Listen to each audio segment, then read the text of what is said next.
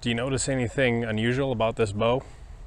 Well, maybe there's a couple of things, but what I really wanted to focus on in today's video is the topic of torque tuning, specifically for a hunting bow with broadheads. We're going to test broadheads versus field points, fixed versus mechanical, and the fact that with a lot of these newer hunting bows and the accessories made for them, you really don't have much adjustability, and some of the DIY modifications I had to do in order to make this work. Now, torque tuning is more of a forgiveness type of a thing rather than an aeroflight type of thing. In a nutshell, it's the process of moving your sight and or your rest closer or further apart in order to make it so that you're minimizing point of impact errors if you torque your bow one way or the other. Now, we all know that when you torque your bow, you can miss left or right. This is because, number one, you're taking your bow out of tune, but also you're changing the alignment of your sight pins relative to where that arrow is pointed.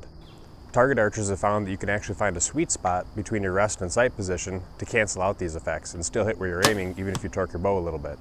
But typically only in the context of field points. And shooting paper or 3D animals, I've never personally at least seen it talked about with broadheads, especially big fixed blade broadheads. One would assume that if you torque your grip and you're shooting a big fixed blade broadhead that can generate more lift, that regardless of if you're torque tuned or not, you might still have more point of impact deviation. But can that be overcome? That's something that we're going to be looking at from a testing perspective today. The torque tuning process requires you to take your bow, you come back to full draw, torque it one direction, and then you still align your peep and your housing like normal, shoot a group, and then also shoot a group where you torque your bow the other direction, still again aligning your peep with your sight housing. And if your torque to the left results in arrows impacting to the right, then that would indicate you usually would need to move your sight and or your rest closer together. If your arrows impacted the same direction that you torqued, you might need to pull them further apart. So I'm doing a first test here with my standard setup with no modifications. That's the Hamskea Epsilon rest with that integrate style mount, and the black gold sight with the Picatinny mount, which is also not adjustable forward and back. I'm shooting 3 different heads: an iron will wide cut fixed blade, a very compact Sever 1.5 head, and a field point of the same weight. Each arrow is shot a total of 3 times torque to the left and 3 times torque to the right for 18 total shots. You can see when I get up close to the target here, there's a huge left and right spread at 40 yards. Now, we really don't care where the arrows impact up and down for this test. It's just that left and right variance that matters. Here's the data from those 18 shots. I measured each shot's location from the center line, with left of center being a negative value, averaged the left and right groups, and then measured the spread between them. Notice that all the spreads here have negative values. With this data, that just means that the impacts were opposite of the direction I torqued. So the sight needs to either come closer to the riser or the rest needs to move further forward. And also notice that the sever and the field point were very close here, but the fixed blade had a way larger spread, which makes sense as it should be less forgiving and planes more when shot out of tune. With some of these newer bow hunting specific bows and accessories, we're making it so that you can't really adjust your rest in and out. And with the black gold sight, I couldn't move it any closer than it currently was. The issue is that the third axis adjustability takes up precious space, limiting how short the mount can be. Okay, let's see what we can do to bring this sight even closer to the riser. Well, the first thing I did was I took my EZV sight, which was really easy to 3D print a modification for, and I just printed a little extension bracket for it so I can move it in or out. I 3D printed a bracket for my EZV because that was going to be way easier than one of my other sights. And I gave it closer mounting holes to get the sight housing closer to the riser. Tested this one, arrows hit on the same side that I torqued to, but just a little bit. Dropped it back to this hole, and I just about put 2 arrows in the same hole here at 40 with an extreme left and right torque. So that tells me that I can measure that distance, and I should be able to model up and get machined some custom brackets for like my black gold sight so that I can have that one torque tuned as well. And what I found was that on this particular setup, the way I grip the bow, draw length, all that good stuff, having my pins about 3 1/4 inches out from the face of the riser was pretty darn close to hitting the same point of impact and shooting the same group, regardless of how I was torquing the grip.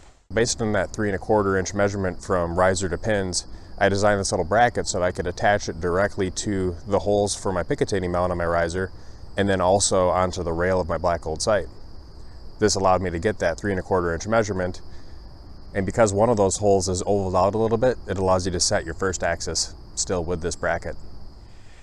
And now I know what some of you guys are probably thinking, well, you just got rid of your third axis, so you eliminated one problem potentially, but introduced a whole new one. And you got to remember, there's still a third axis measurement here, it's just not adjustable. So if my third axis is off, it's just a matter of adjusting the angle at which the sight actually attaches to that bracket. I 3D printed a number of different brackets, 1 degree out, 1 degree in, 2 degrees out, 2 degrees in, did some testing with the Hamskea third axis tool, and what I found was that 1 degree turned inward was just about spot on. I 3D printed it in an orientation to where the layer lines are not aligned in such a way where they're likely to break by bending the sight in any direction.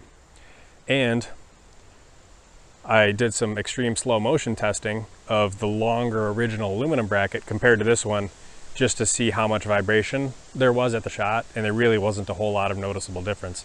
I could always go ahead and buy this piece machined, and now that I have the 3D file for it, if I really wanted to. It would cost me probably between $100 and $130 or so. Okay, so now I'm redoing the exact same test, but I'm using that new 3D printed bracket that I made for the sight to get it closer to the riser.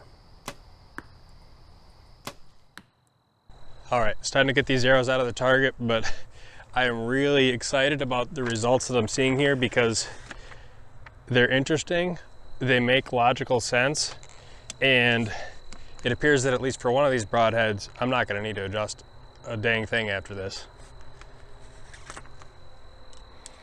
So there was the field point, the sever, and this last shot with the iron will. And I'll go ahead and zoom in real close to the target here so you can see me explain better. Okay, so remember, ignore the up and down variation. We're just looking at left to right. And you can see that my field point groups, I have a right, right, right, and then I have a left, left, left. So there's definitely a difference there, and the field points impact the same direction that I torqued. Now, let's look at the fixed blade, the iron wheel wide. A right, right, and a right, and then I have a left, left, left. So it's the opposite result. It's still, if I torque to the left, the impact to the right and vice versa, but not as bad as that first initial test group, so it got better. And the field points seemed to overshoot, where I got the opposite result of my original testing. And the sever, look at this. Right, right, right, left, left, left. So 5 of those 6 shots are literally the width of my thumb in left and right variance. And then the one is off here. I mean, I'm a human, right? I can't shoot absolutely perfectly, especially when trying to torque the bow like this. Here's the data from that second test. Interestingly here, the field point overcorrected a little. Also, the fixed blade here made a huge improvement compared to the first group, tightening up from 11 inches of spread to around 5 inches. But of course, the sever here only had a 1/4 inch of average spread, which at 40 yards is honestly just noise in my group size. I'd have to measure way more shots to see if there's any more micro adjustments that could potentially be helpful. From a field point torque tuning perspective, I probably want to extend that sight back out a little bit. From the fixed blade standpoint, I want to continue making it shorter. And for that sever mechanical, it seems like it's, again, no change needed. So what that tells me is the amount of lift that you're getting on the broadhead as you're torquing that and you're taking your bow out of tune and you're shooting on a torqued grip definitely seems to play an influence. And if you're shooting different styles of broadheads and comparing them to field points, you might not get the same results. If you do a torque tuning with field points, it might not translate to broadhead flight. At least that's what I'm seeing here. Now, is doing something like this worth it? I would say things that are more important would be having a good arrow tune, having an appropriately spined arrow, do your nock tuning with your broadheads to make sure that all of your broadhead tipped arrows are flying and hitting in the same group and you don't have any weird flyers before you go out hunting. Making sure that your form and your draw length are right. You know, it'd be better to pay $100 to go ahead and get a one-on-one virtual coaching session from a well-known coach. Make sure that you're set up well and you're doing the right things, as compared to, buying a little $100 adapter that may or may not help your actual shooting. Where it's going to help is if you do happen to torque that bow a little bit, your margin of error is going to be minimized. So there's a confidence piece of it from that standpoint. And that's pretty much why I did it. I also like the fact that in my situation anyway, it ended up being a little more compact setup, and there's one less screw, one less thing to come loose, one less thing to get bumped off when you're on a trip. So that all gives me extra confidence as well. Now, when I was at ATA this past spring, I looked around at the various booths and checked to see if there were any sights that I could get to mount closer to the riser. And the problem with just about all of them was that the third axis adjustment takes up room. And so you could only get it so close, even with a dovetail type of a system. The result that you would have for your particular bow, your particular setup, is going to be potentially vastly different than whatever I have here. But what I am doing is I'll have a link to the publicly available Onshape document that I created for this. You can create a copy and just use it to go ahead and make modifications to it, 3D print some yourself. From a DIYing perspective, 3D printing does not have the same barrier to entry that it used to.